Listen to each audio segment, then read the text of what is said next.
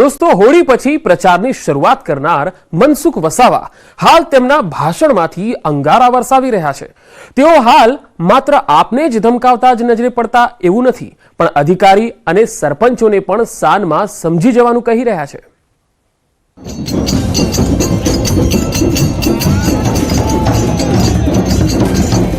પ્રચારમાં મનસુખભાઈ, મંજીરા વગાડતા મનસુખભાઈ।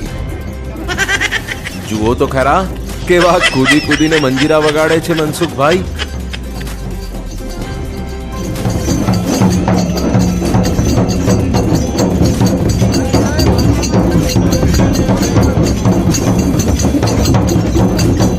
ચહેરા પરનું તેમનું સ્મિત તો જુઓ, જાણે કે ભોળા ભગવાન જેવા। પરંતુ મનસુખભાઈને તમે કમ ન આંકતા। મંજીરા તો તેઓ પ્રસંગોપાત જ વગાડે છે, બાકી પૂરું તો તેમની વાણીથી જ કરે છે। માનવામાં નથી આવતું ને તો સાંભળો તેમના આ શબ્દો, જેમાં તેમણે પોસ્ટર ફાડનારાના કપડા ફાટી જવાની વાત કરી। સારી વાતો કરવી છે, અમે હંમેશા પોઝિટિવ વાતો કરીએ છીએ, એટલે આપણે વિશ્વાસ રાખજો। આવા નેગેટિવ વાળા કોઈ ફાવાના નથી। રાત્રે પોસ્ટરો મારા નીલભાઈ મહેનત કરીને રાત્રે પોસ્ટર લગાડે એમની ટીમ સાથે। નાલાયક લોકો દિવસે વહેલી સવારે એ ફાડી નાખે છે, પણ એની ચિંતા નહીં કરો। એ એમના બધાના કપડા ફાડી જવાના છે। એમના બધાના કપડા મારી બીજું બોલવું દોસ્તો નથી બોલાયું। એ સમય આવશે ત્યારે બધું ફાટી જવાનું એમને, કોઈ કઈ બચવાનું નથી।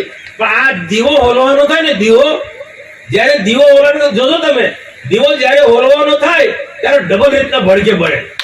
5 મિનિટમાં હોલવાઈ જાય, પછી તો પાછો પત્તો જ ના લાગે। બોલો, આટલું બોલ્યા પછી પણ મનસુખભાઈ પોતાને ભોળો અને સીધો માણસ કહી રહ્યા છે।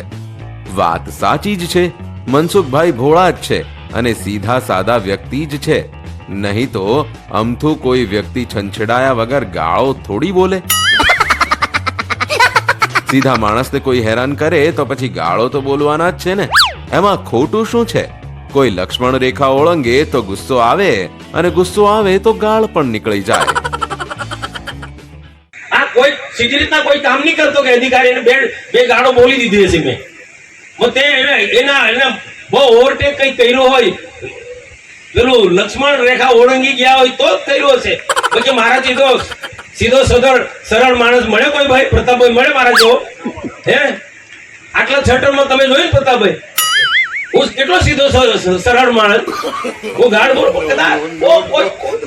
બોલાઈ ગયું કોઈ નથી તો તે આખો વિડીયો ચલવે છે કે મનસુખભાઈ મામલતદારને ગાળો દીધી, મનસુખભાઈ ફલાણાને ગાળો દીધી। અલા ભાઈ, એ તો આ કેમ દીધી હોત નથી? સાંભળ્યું ને આપે? હવે બાદમાં કેવી રીતે ભોળા બની મામલતદાર વિશેની વાત કરી, પણ વાત આટલેથી જ અટકી નથી। આગળ જતા તેમણે સરપંચોને પણ શાનમાં સમજી જવા માટે કહી દીધું। 3 મહિના પછી અમારો જ સમય આવવાનો છે। સરકારી ગ્રાન્ટનો ઉપયોગ કરો છો અને સરકાર વિરુદ્ધના કૃત્યો કરો છો તો ચલાવી નહીં લેવાય। આવું જ કંઈક બોલ્યા મનસુખભાઈ। સરપંચ મિત્રોને એટલી વાર વિનંતી કે મોદી સરકાર આટલી બધી ગ્રાન્ટ આપે છે, એટલી ગ્રાન્ટ આપે, આજે તમે લાલ પીળા છો ને આ મોદી સરકારના કારણે છે ભાઈ। અને બહુ પછી અવરચંડાઈ કરશો ને, ધમકી નથી આપતો। આ 3 મહિના પછી મારો સમય છે ભાઈ, બહુ સમજી વિચારીને આપવા કુદાકૂદ કરજો। બહુ સમજી વિચારીને, આ ધમકી નથી, પણ અમારી સરકારની ગ્રાન્ટ વાપરો છો અને સરકાર વિરુદ્ધના કૃત્ય કરો છો, સરકારને બદનામ કરો છો, તો સમય આવશે તે દિવસે અમે છોડવાના છે। સાંભળ્યું ને મનસુખભાઈ શું બોલ્યા? મનસુખભાઈએ પોતાના ભાષણમાં સ્પષ્ટ કરી દીધું છે કે આ કોઈ ધમકી નથી આપતો, પણ 3 મહિના પછી અમારી જ સરકાર છે, એટલે સરકાર વિરુદ્ધના કામ બંધ કરી દેજો।